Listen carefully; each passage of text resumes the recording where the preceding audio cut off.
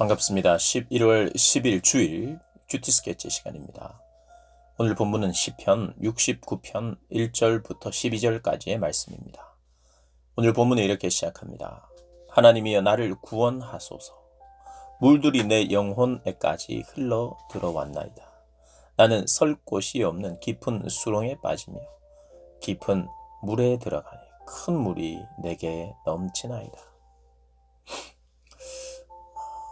오늘 본문은 시편 기자가 어떤 어려운 상황에 놓이게 되었는지, 그래서 그 상황이 어떤 상황인지를 자세히 묘사하면서 하나님께 간구하고 기도하고 찬양하는 그런 내용입니다. 오늘 시인은 다윗이지요. 다윗은 정말 그 절망적인 상황이라고 이야기합니다. 설 곳이 없는 거예요. 왜냐하면 다 수렁이라서. 그리고 물은 너무 많이 들어와서 내가 숨도 쉬지 못하는. 그냥 이 상황 자체가 굉장히 상황에 압도되어 있는 상황. 숨도 제대로 쉬지 못할 상황이라는 것을 이야기를 합니다. 그래서 하나님께 나는 부르짖고 또 주님 앞에 나아갔다. 나의 눈이 쇠하였다.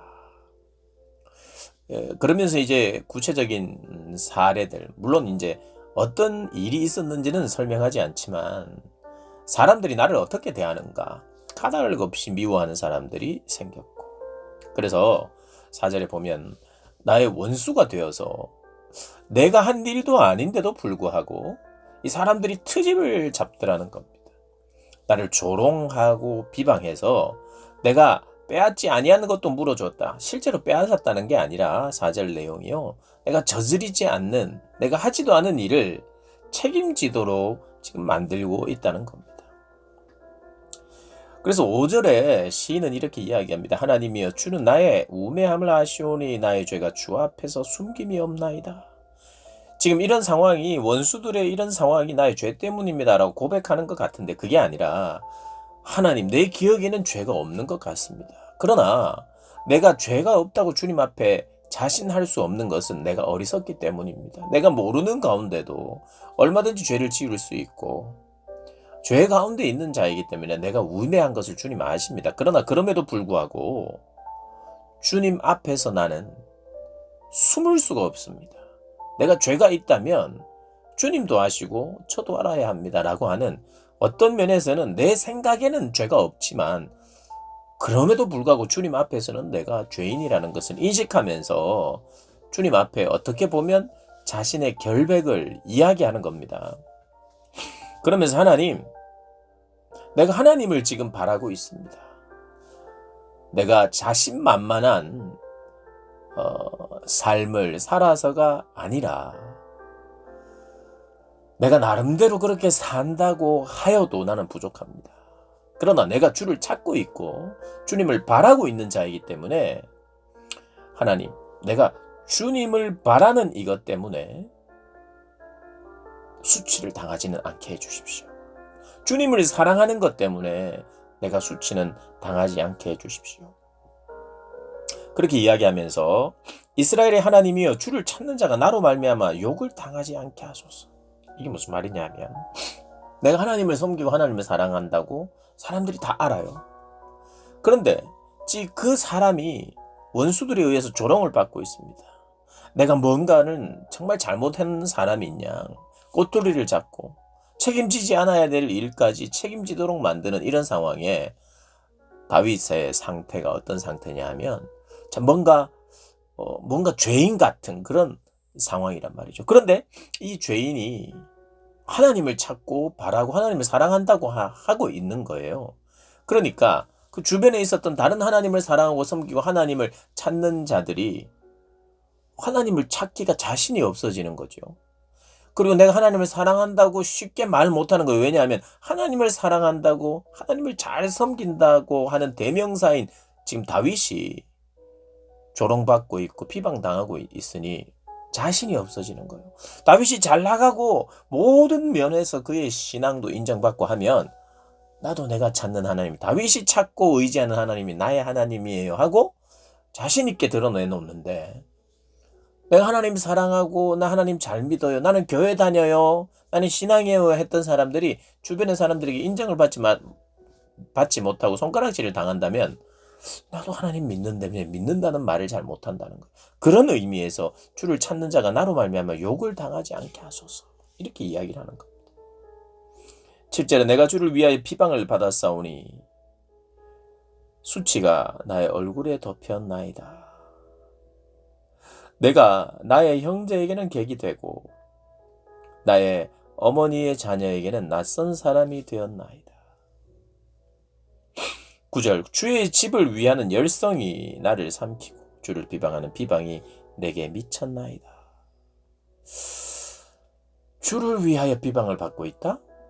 주의 집을 위하는 열성이 나를 삼켰다? 나를 미쳤다고 누군가가 주를 향한 열심 때문에 나를 지금 비방하는 상황이라고 말하는 거예요. 근데 심지어는 누가? 나의 형제도 나의 부모도 나에게는 낯선 사람이 되고 나를 멀리하는, 나를 이해하지 못한다는 겁니다. 무엇을 이해하지 못하냐 하면 다윗이 가진 신앙적 열심을 이해하지 못한다는 거예요. 심지어는 가족들도. 좀 더 구체적으로 다윗의 예를 든다면 다윗은 참 하나님 앞에서 하나님을 정말 사랑하고 이스라엘의 목자로서 참 적격인 사람이었습니다. 그리고 사람을 외모로 보지 않는 하나님께서 중심을 보시고 다윗에게 기름을 부어서 앞으로 특별한 사람이 될 것이다 하는 것이 이미 알려진 상태예요. 그의 가족들에게. 그럼에도 불구하고 그가 하나님을 사랑하는 그 열심을 가족들이 이해하지 못해요. 그리고 내가 곡하고 금식하였더니 그것이 오히려 도리어 나의 욕이 되었다. 곡하고 금식할 일들이 다윗에게 어떤 게 있었겠습니까? 금식하고 곡했다는 것은 회개하는 모습이에요. 그런데 그것이 나에게 도리어 욕이 되었다. 정확한 상황은 몰라요. 다윗에게 어떤 일이 있었는지. 그러나 우리가 아는 사건이 하나 있어요. 밧세바를 범하고 그가 침상에서 눈물을 흘리며 나단 선지자의 지적을 받고 회개합니다. 그 회개는요, 신하들이 다 알아요. 왕의 회개가 숨겨져 있다가 나중에 후대에 의해서 다윗이 이런 글을 썼네 하고 내놓은 게 아니고요. 다윗이 그 자리에서 하나님 앞에 진심으로 회개하고 자기 그 회개의 내용을 사람들이 알게 됐어요. 한편으로는 왕이 이렇게 회개하는구나, 진짜 우리의 왕이다, 이렇게 좋아하는 사람도 있었을 수 있으나 그것이 오히려 나에게 욕이 되었다. 그러니까 하나님의 열심 때문에 어쩌면 회개도 했어요. 하나님을 향한 진심 때문에 회개도 했어요. 공개적으로 회개한 거나 마찬가지입니다. 그런데 그걸 조롱하고 욕하고 하는 사람이 있었다는 거예요. 나의 열심 때문에,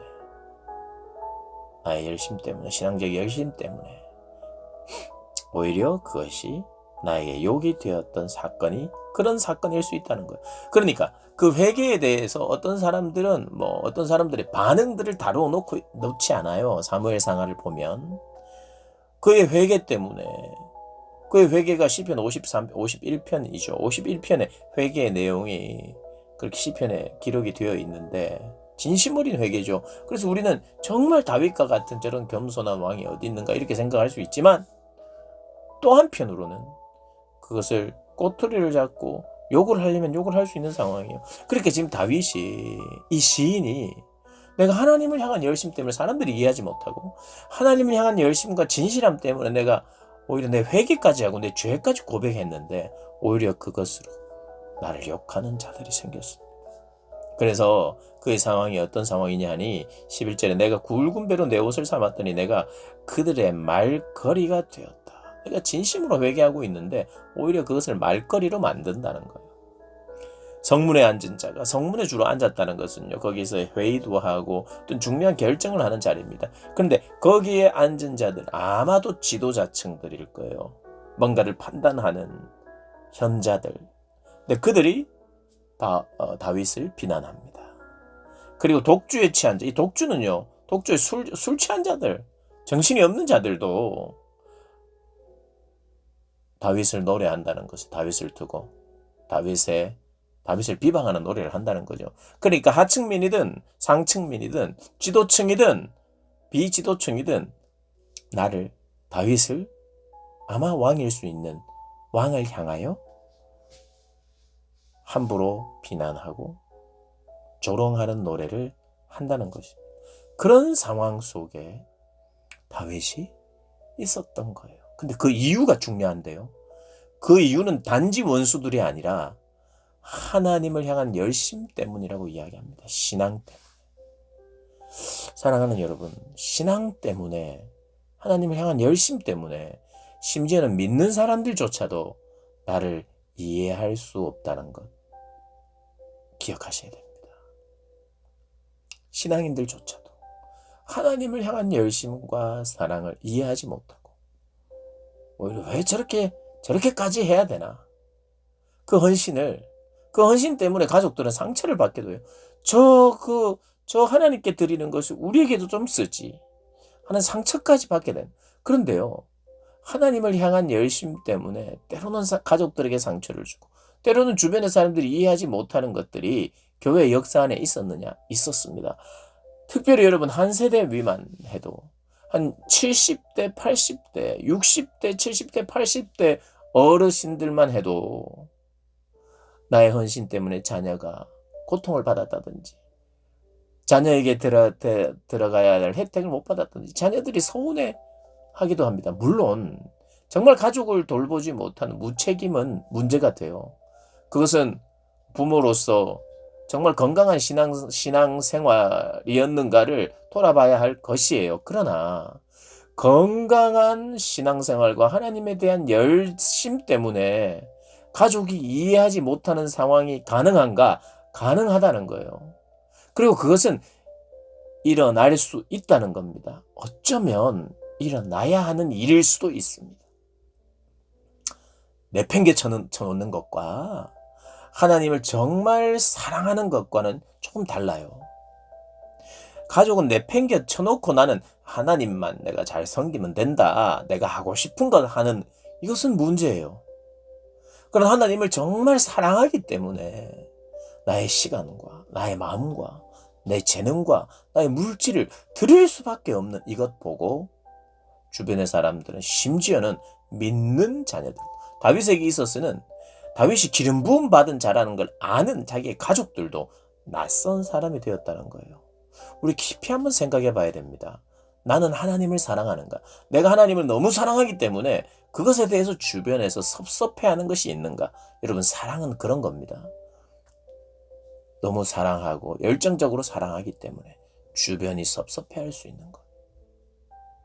그 사랑, 성경이 말하는 신앙생활, 신앙의 열심, 우리가 다시 한번 오늘 시편을 통해서 돌아봐야 할 것입니다. 그렇게 돌아보시고 나를 점검하는 우리 모든 성도님들 되시기를 주님의 이름으로 축복합니다.